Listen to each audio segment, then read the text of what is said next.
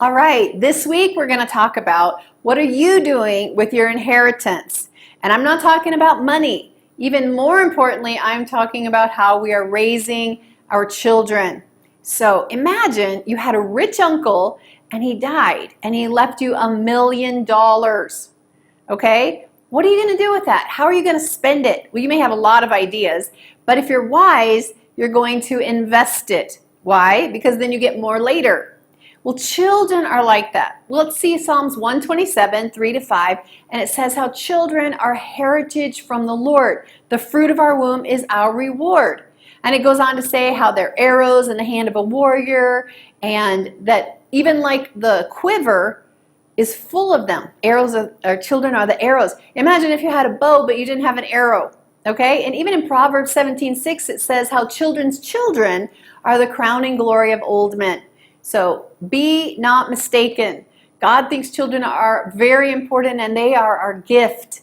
And you know what? Children are God's gift to us on loan. He has entrusted them to us much like our gifts and talents.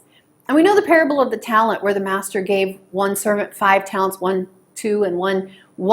And what happened? When he came back, they had to give account for those talents. What did they do with them? And what I want to say today is, and we're going to talk about this week, is that we are going to have to give account for how we are investing in our children.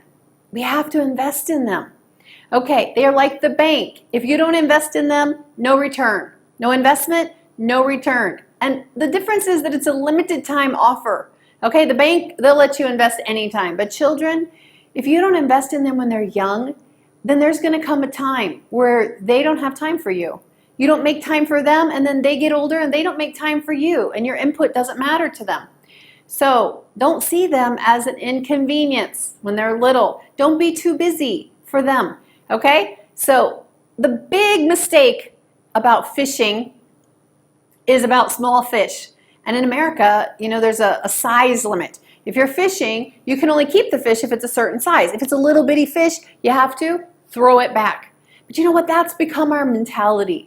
We're wanting to share the gospel, and all these children raise their hand. We're like, really we're looking for the adults. And we throw back the children thinking, we'll just wait till they become bigger. But you know what? The devil, he's so happy to catch all those little fish and make them into, small little fish curry, and he's not waiting for them to be old. And so if we as parents, if we as the body of Christ, if we are inconvenienced by children, if we're not taking time for them, we are throwing away our heritage. And C.S. Lewis, he's a famous author, and he says this, which I think is so true. He said, children are not a distraction from the important work. Children are the most important work. So, going the second mile, as we talk about our children, I want to encourage you, don't just tolerate them. Choose to make your greatest investment in your children. There's nothing more precious, and this time you can never get it back.